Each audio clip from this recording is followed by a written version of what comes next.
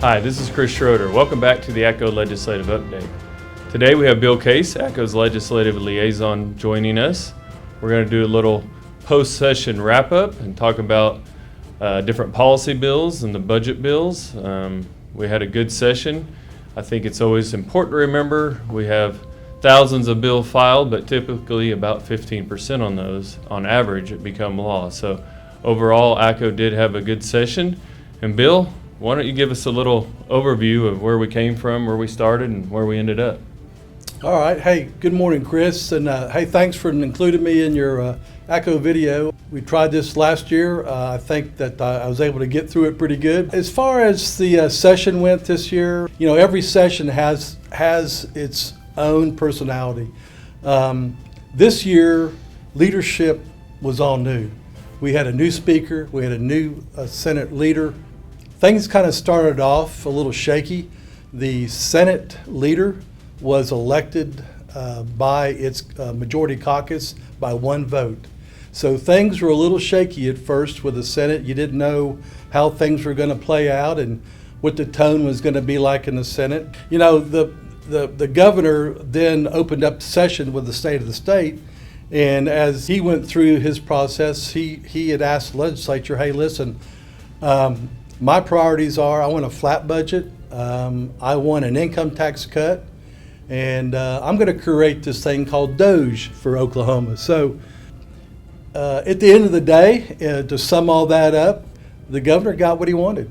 Everything that he asked for, he got. There was lots of successes. There were certainly some mishaps during session as the legislative leaders and the governor negotiated throughout the process with legislation, policy legislation, and the budget. As you recall, session opened this year with the folks out there complaining about the property rights of solar farms and wind turbine farms, and there was talk about setbacks, and the county commissioners heard from their constituents.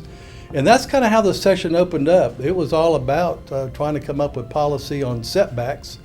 And the legislature also discussed retirement system COLAs, which has been something that we haven't seen for a decade. We also experienced part, I guess, of the DOGE, I think, may have exposed a $30 million budget hole in the mental health department.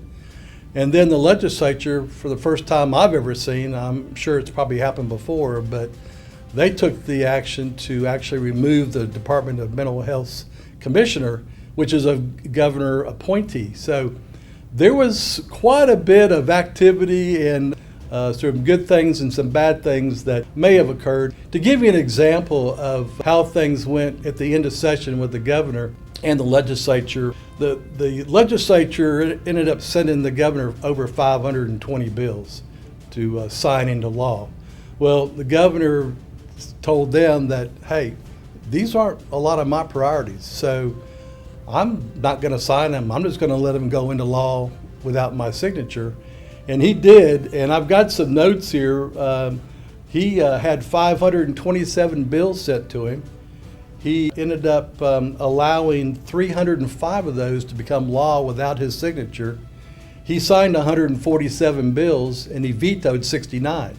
So there was quite a bit of just a different tone this year at the legislature. Sometimes we get a week off at the end of session, but this year we went to the bitter end, and it was interesting because Thursday night, the night before session ends, or the day before, the legislature went into a marathon Thursday night after midnight session, and they discussed lots of policy, or the policy at the end of the day, but their main focus was overriding the governor's vetoes. And part of that was because, hey, the governor did not sign the GA bill. He let that just become law. And the GA bill is the big agency bill. It's a $12.6 billion bill.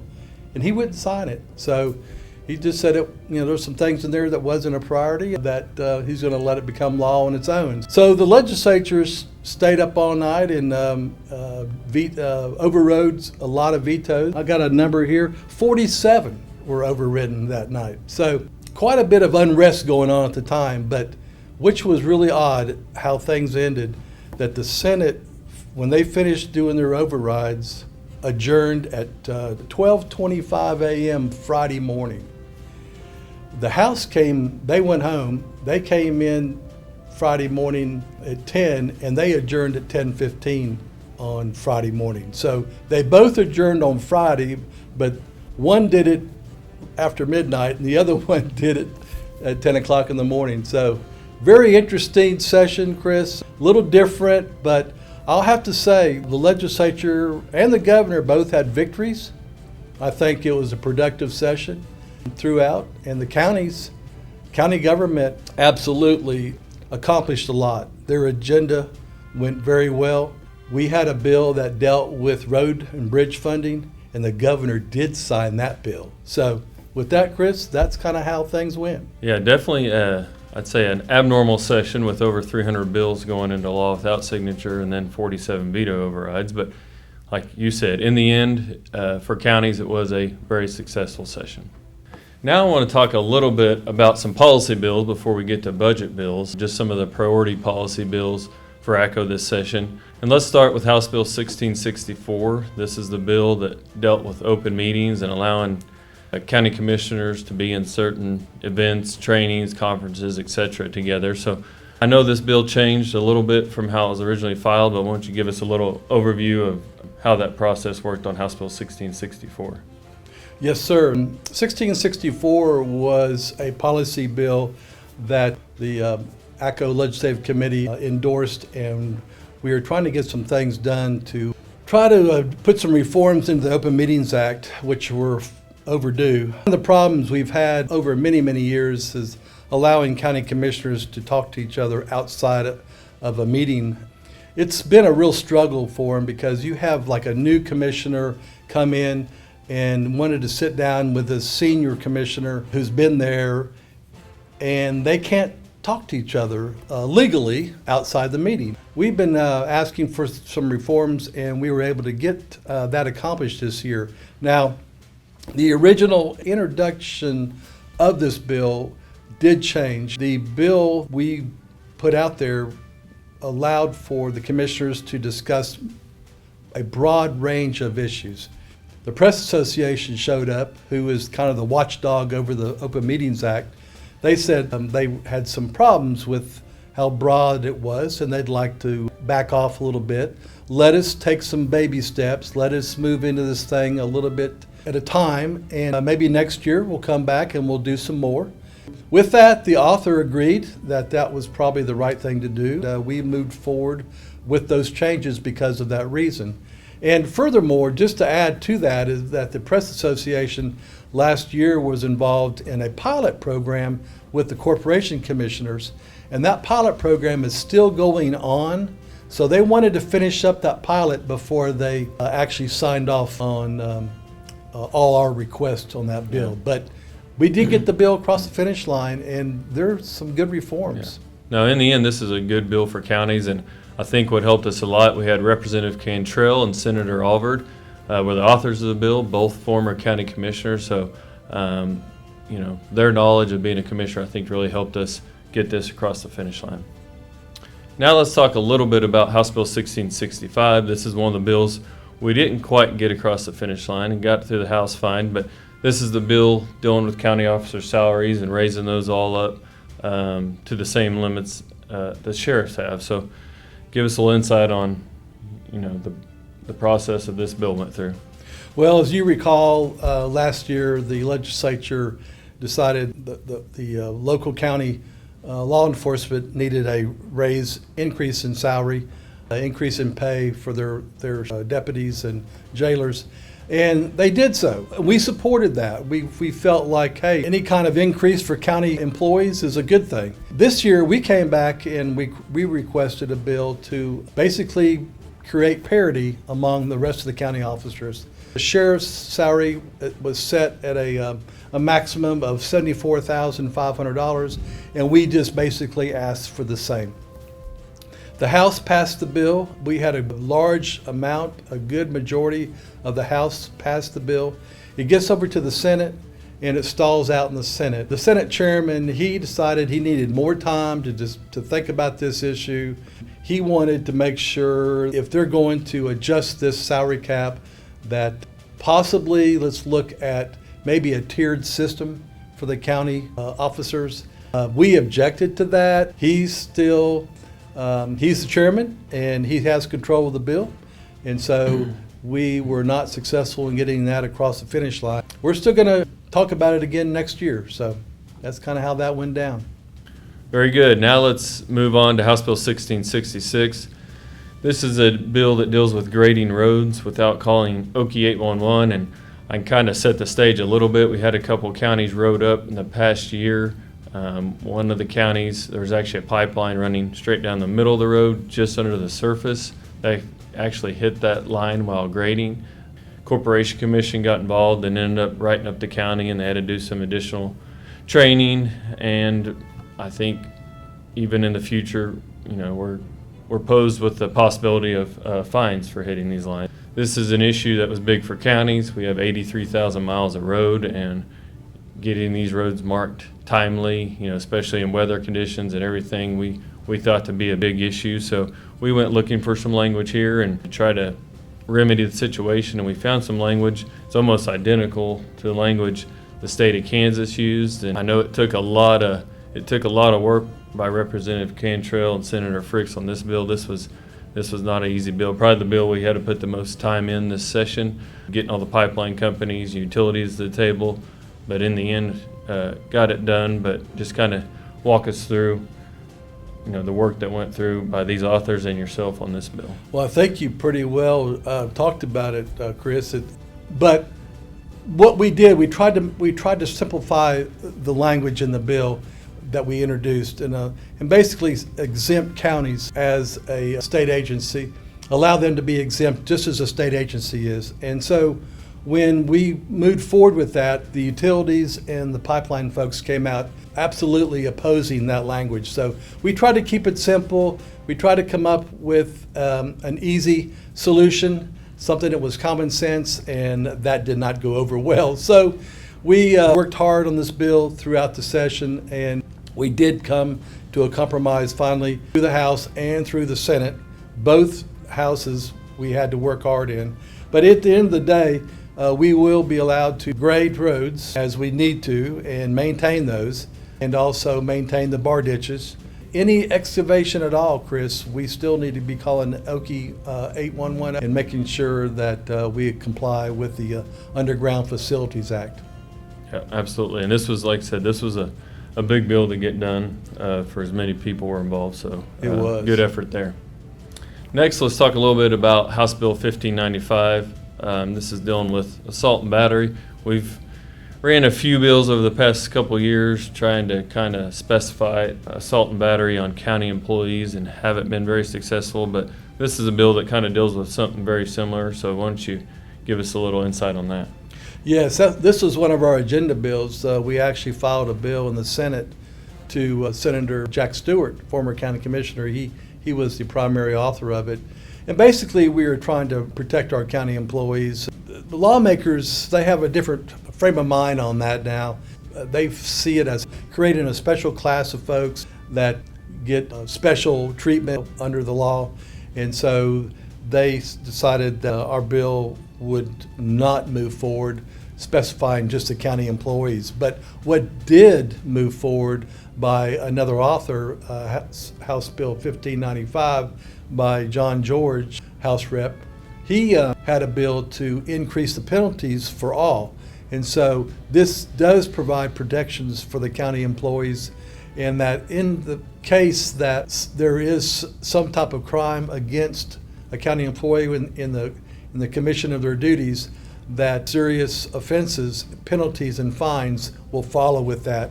So we know that the judges in the courts will take these things up and move forward with them and convict these people from abusing our county employees. So we see this as a win, and we hope this will protect our employees in the future.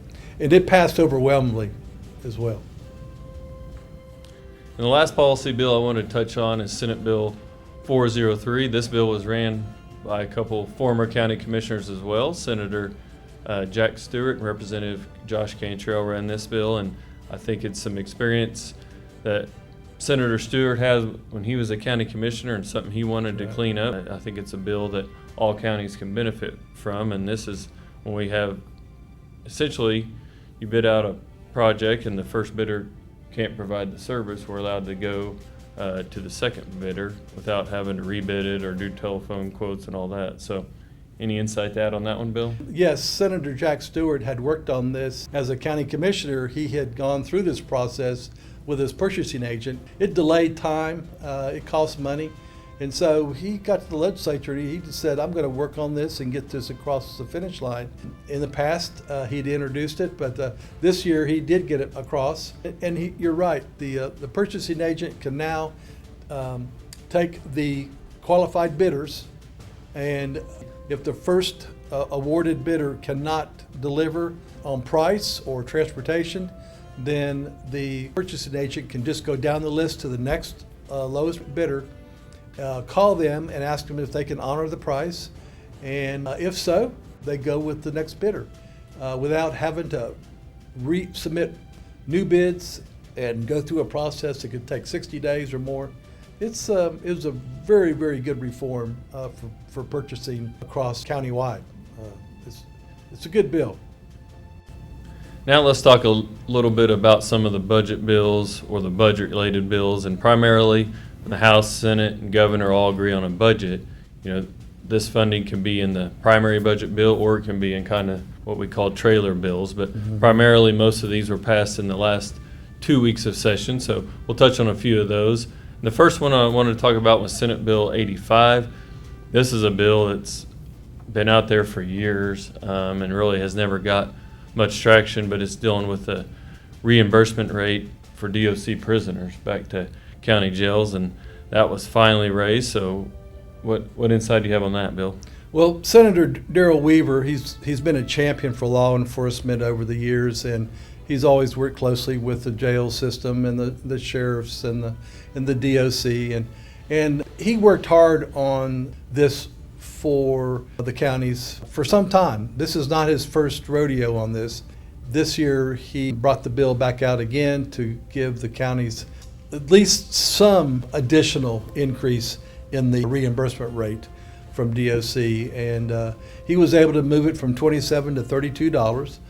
That is not a lot of money, but in the light of things, this did move the needle. I mean, we have not had an adjustment, I don't know how many years, Chris. We've been sitting at $27 a long time. Yes, it's a win. We wish it was more, but thank you, Senator Weaver, for your support on that. But yes, that did get across the finish line. That became law. I think it goes into effect in November. Yeah, it should help the jails and the sheriffs in their budget, and like we said, we know it needs to be a lot more to cover the actual cost, but sometimes any win can be it's better than no win. So right. We'll take it. Now let's talk about House Bill 2167. This is a bill that kind of went through the process dealing with newspapers and actually ended up getting vetoed by the governor, but like I said, at the end of the day, we know there was 47 overrides, so a lot can change before session ends. So what information do you have on this one? This kind of caught us by surprise. We had been working for years with CODA. ACCO and CODA together have worked on a bill to try to cut costs on publishing public notices in the newspapers, trying to put those online. Well, the newspaper industry, as you know, it's dying. People are not reading the paper like they used to. The subscriptions are way down, and so there's a loss of revenue. They're holding on. At 2167, that was a bill to increase the rate of publication, and it puts it into statute, and it's a 59% increase. We were not happy about this bill at first, and we discussed it with the Press Association, who was behind it and pushing hard for it. And we understand they hadn't had a price increase for their print since 2005. So we get it. We understand that. We did not endorse this bill, Chris, and they were the Press Association was out there, and they were successful. they got their message across, and at the end of the day, the governor vetoed the bill, which again was a surprising move.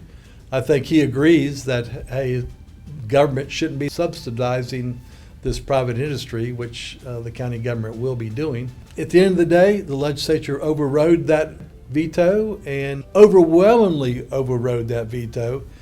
Lawmakers are not ready to kick the can down the road, and they decided to let the county government subsidize the newspapers. So there you go. Now I wanted real quick to touch on an item that was in the main budget bill, and that is some additional funding for REAP, which is the Rural Economic Action Plan. I think most counties will know this. This program typically runs through your COGS, but was a small increase there, so I just something we wanted to touch on. And anything to add to that? Yes, I'd be happy to. House Bill 2766 was our general appropriation bill. That was a $12.6 billion bill that funds agencies. Well, within this bill, there are other programs that are funded, and REAP is one of those. And this year, the legislature, I know the county folks, local government uses REAP quite a bit. The legislature decided to add additional $3 million to the REAP baseline, and so we have a $33 million appropriation coming to the counties. Well, it's used by local government. Cities and counties both use it. It's a major benefit for us for projects that are necessary.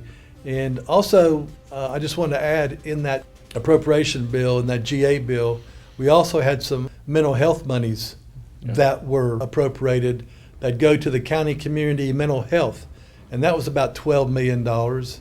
And then lastly, one thing that's good for our county budgets, there's been a veterans ad valorem reimbursement to the counties as well, and that was an $8.8 million hit. It's not a hit, it's a reimbursement to the county budget, so that's a good thing. Those three things were in that GA bill that will benefit the counties directly. Yeah, especially those counties that got the military bases or whatever. That's right. Down in Altus and Enid and Tinker and those groups, so it will definitely help those counties. Now let's talk about Senate Bill 1168. This is a bill similar to some of the other ones that's been out there for several years, talking about the tort cap limits. These are lawsuits filed in state court, that affect counties, cities, schools, state government, any kind of government. So they ended up raising those caps. Like I said, they've had a bill out there for several years to do that. It's kind of one of those bills that hadn't been, the caps haven't been raised in 30 years or so, and Oklahoma has some of the lowest tort cap limits in the nation.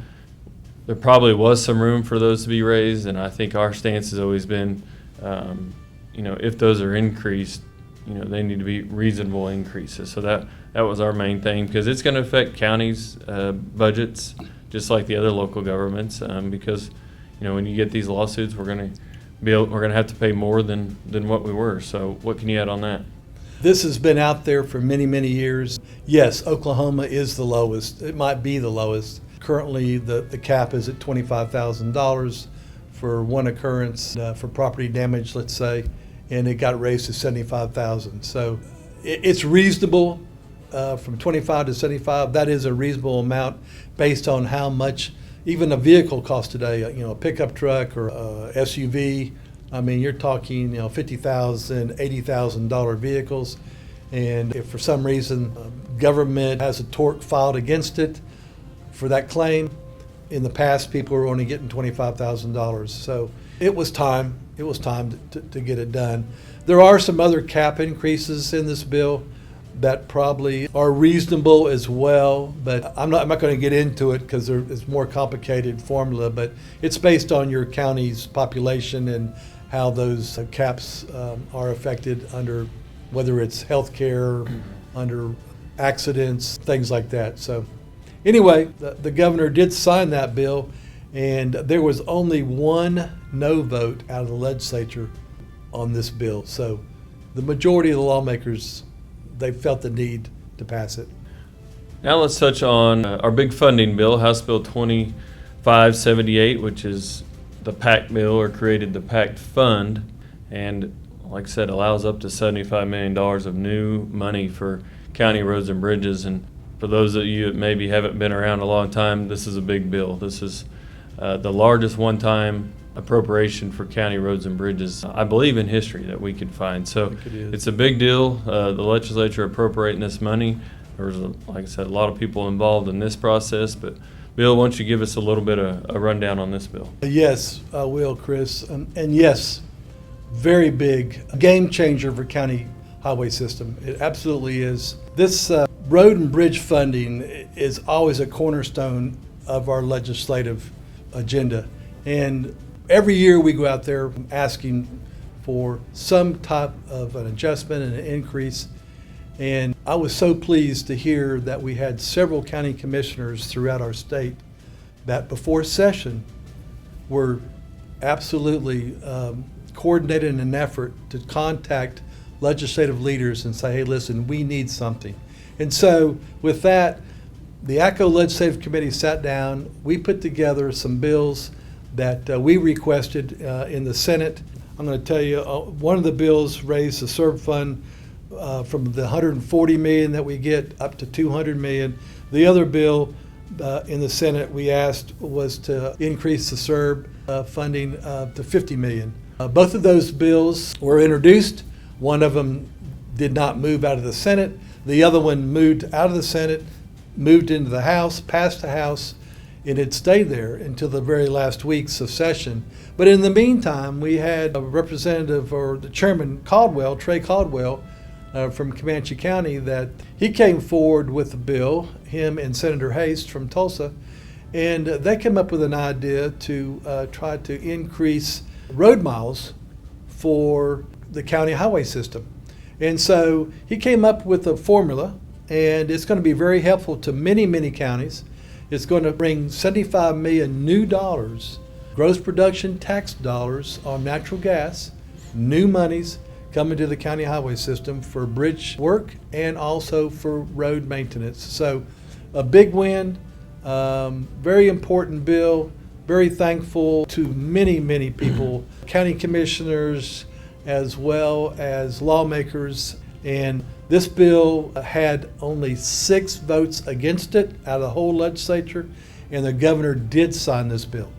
Yeah, no, huge bill for us, and I think we got to give a lot of credit to Chairman Caldwell, Vice Chairman Senator Hayes in the Senate, as well as the Chairman of Appropriations in the Senate, Senator Hall. Senator Hall, yes. They were all on board with getting additional funding for counties, and they've been big proponents of county transportation. I know Hall's been in there a long time and always worked to try to get counties money, and I know Caldwell's picked up that kind of that same mentality in the House. And Senator Hayes, being former chairman of transportation, knows a lot about that. So all 3 of those were highly involved, but as well, I think all the commissioners need to be thanking their individual legislators personally, because this was a priority of both the House and the Senate, as well as the governor in budget negotiations. So they all need a big thank you for recognizing the need out there, and this is something that's going to change roads and bridges in county government, and we can't be thankful enough.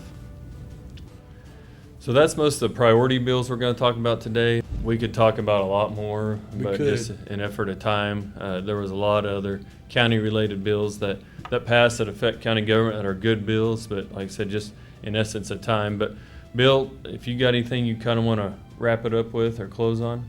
I do, Chris, and again, thank you for including me in today's video. Thank you, commissioners.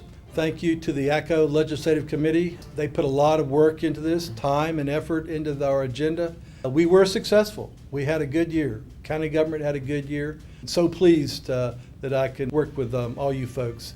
I just want to end by saying that we tracked about 200 bills this year, over 200 bills for ACCO. Out of those bills, 41 of those bills made it across the finish line and became law.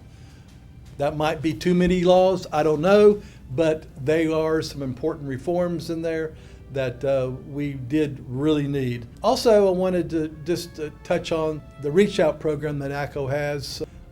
ACCO staff, they help me all the time with their assistance. We have the Wake Up Wednesday breakfast program, And I really appreciate your staff, Chris, with all that. It's important.